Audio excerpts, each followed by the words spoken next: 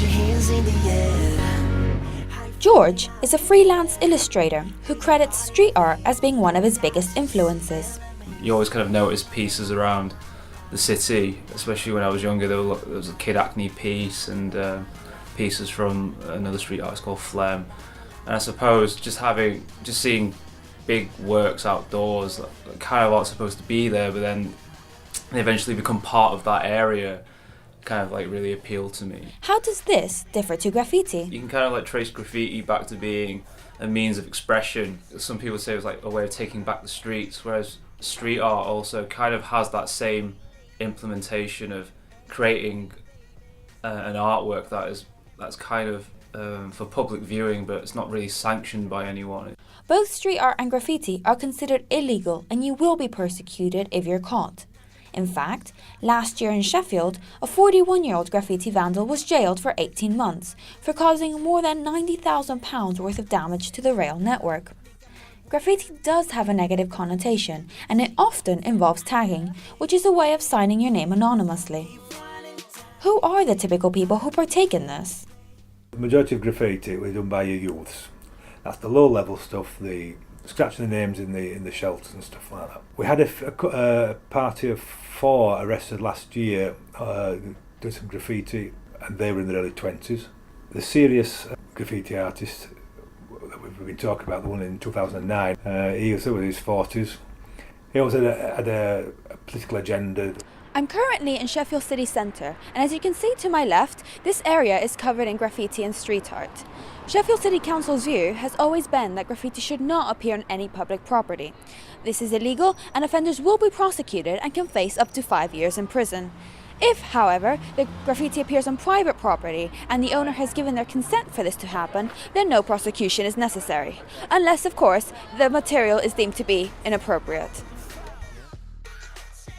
Despite this being an illegal activity, what motivates people to pursue it? When we first started painting, and it was just literally, bombing was fun.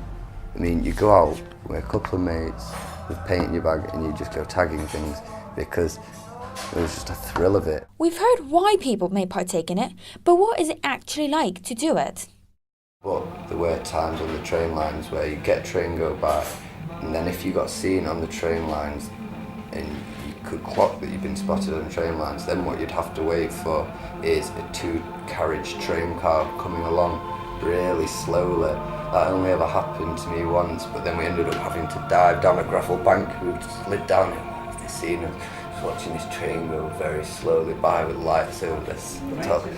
But it was also very dangerous. Painting graffiti can be fun. However, cleaning it up is both time-consuming and expensive. That section from Meadowhall to Sheffield, from the Network Rail, we'd estimate that to be over £250,000 to put right.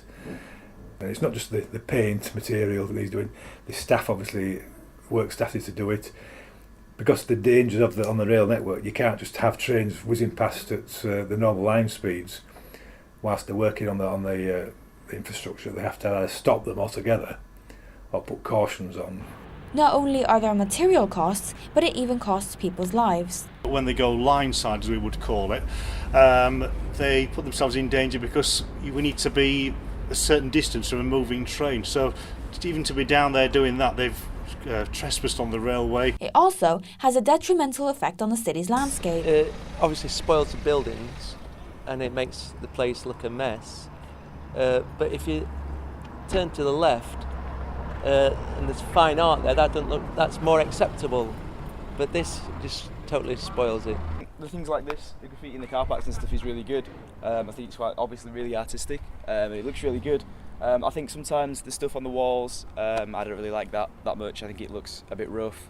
On the flip side, street art has a much more positive connotation. It brings a lot of life and character to particular areas of Sheffield. Amongst artists, it's given Sheffield quite a good name. It makes all the streets look a lot nicer as well.